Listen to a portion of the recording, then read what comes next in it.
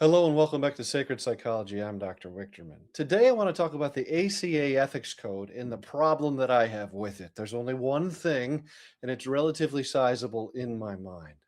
It doesn't put me in violation of it because if it puts me in violation of it, it puts everyone in violation of it. I want to talk about the Code A.4.b and the ACA Ethics Code. It says this, at least in the first portion: counselors are aware of and avoid imposing their own values, attitudes, beliefs, and behaviors.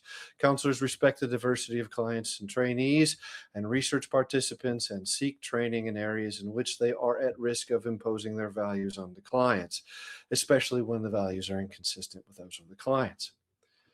The issue is that is impossible. The ACA Code of Ethics is a value statement in itself. It's a system of values that we as a field follow because we say, these are the things that are important to us. This is what we believe about people, and this is how we will treat them. So, secondarily, they impose the values on us of the ACA Ethics Code, clinicians, and then we, by following the ACA Ethics Code, impose those values onto our clients. It's impossible to do this without some type of value imposition. The rest of the ethics code, great, wonderful. Even the rest of this thing, where it says you are aware of and you're aware of your values, you're aware of your attitudes and beliefs, and you respect the diversity of clients and trainees and research participants that seek training in areas when you're at risk of imposing those values. Now, they're probably talking about damaging values here, but they don't make the distinction.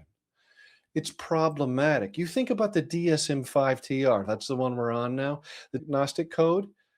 We used to say that certain things were mental illness that no longer are in the DSM, and then we've put things in additionally as culture has shifted and values of the American people specifically have shifted.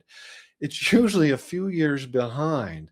Culture decides something, the manual follows. Cultures decide something, the value statement follows. It happens all the time. I could give you 100 examples, most of them controversial. So, you think about even sexual ethics, how those have changed over the years, the sexual revolution in the 60s and everything that's followed in the 90s, 2000s, 2010s, and now in the 2020s. We have value systems that change regularly.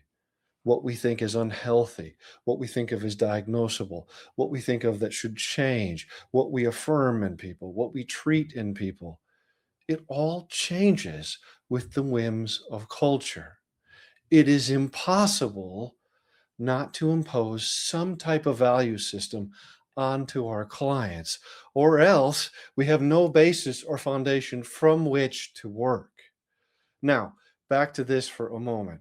It says counselors are aware of and avoid imposing their values. We can be aware of our values and how they might affect our clients in the counseling room. We can be aware of what we believe. We can even be aware of how big we are or how small and how that affects the relationship in the room. If I, as a 6'8" and 200-ish pound individual, sit in a room with somebody, I have a different presence than the next counselor in the room next door. It's all different. But the ACA puts us on this set of values and then says, don't impose any values. I've been to conferences, and I have colleagues that have told me many times that they've been to conferences in rooms where things get really hostile because not everybody has the same value system. And one group tries to force and impose their value system on the other group of therapists. You see the inconsistencies? I had one person tell me that they were at a conference in a presentation that was rather large with field leadership, and the people in the crowd were getting angry and upset because the things that they were hearing did not line up with their own value system entirely, and it got really, really hostile in the room. They say it feels like a political advocacy event now at these dozens of different conferences, and it's less about becoming better therapists, encouraging each other, and strengthening our therapy skills, and learning research that would help our clients. It's less about that now. It's more about the value system that's less based on research in many cases. So what do we do about this? We get to know ourselves. We understand how we fit into a room. We understand our own value system and how that will affect the people that we serve. And then we do our best to mitigate that and allow them to have the space. But to empty ourselves of any kind of values, of any kind of personality, of any kind of position in life is simply impossible. And if you ask me, it makes for worse therapy in the end. What good is a therapist that's just an empty slate? Who are you really interacting with as the client? How are you actually being served? It's not doing you any good. And with that, I say again, the ACA Ethics Code and probably the APA Ethics Code and the Social Work Ethics Code and the School Counselors Ethics Code and the whatever else, all these different conference groups and organizations that have their own ethics codes. It's a value system. It's a set of values. It affects everyone.